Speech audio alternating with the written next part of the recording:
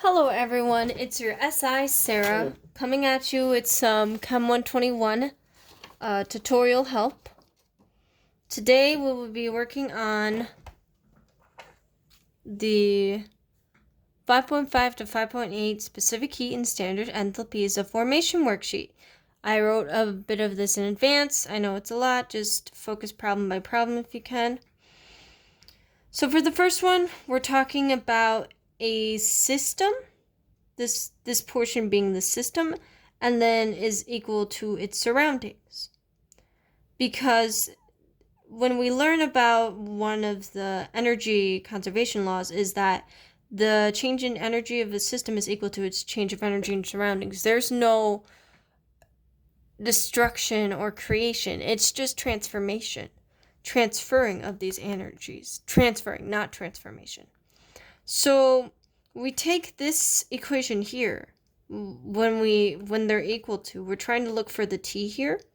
So then we get, when we solve it out, their distribution and everything, mg times cg times tg, which is of glass, is added to the mass of the water, specific heat of the water, and the temperature of the water, over the mass of the glass, the specific heat of the glass added to the mass of the water and the specific heat of the water, and that is equal to T, as we see here. So when we plug that in, of course, we get this 20 grams times the specific heat of the glass as stated in here, 0.670 joules, times 3.2 degrees Celsius, added to 100 grams times, which we hope you know is the specific heat of water, 4.184, times 80 degrees Celsius over the 20 grams times specific heat again, added to 100 grams times specific heat of the water again, and then you will be getting a T calculation of 77.6 degrees Celsius.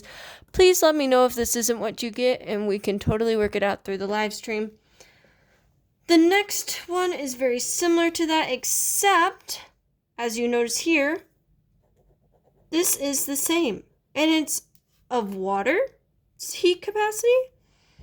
Well, that's because the cream and the coffee are of a water-based surrounding, you know?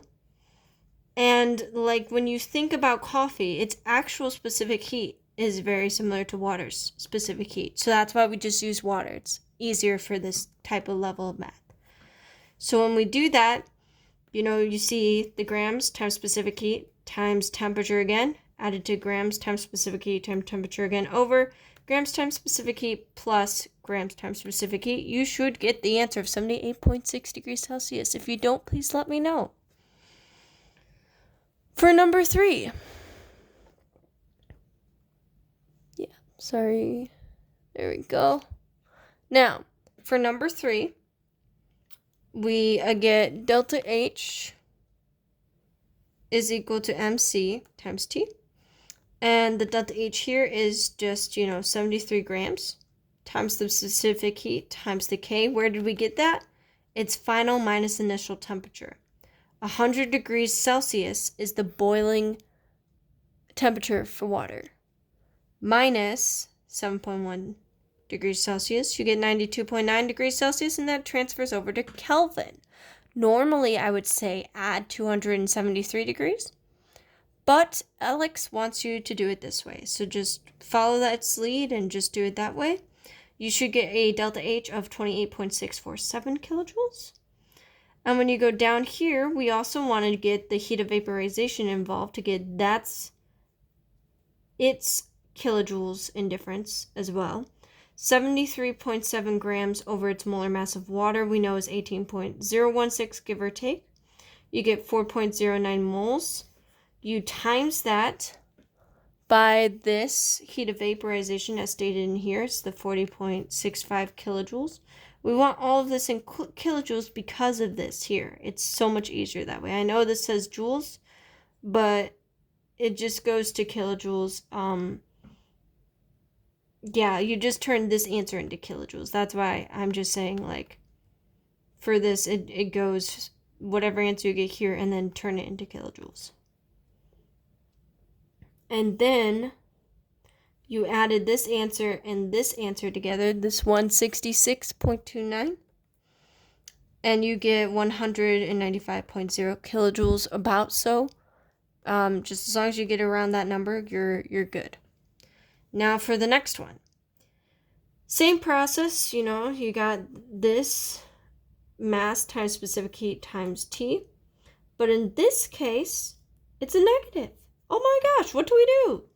Well, we just take the final minus the initial, which of course is negative. We take a minus times a negative. So a negative times a negative in this case is a positive.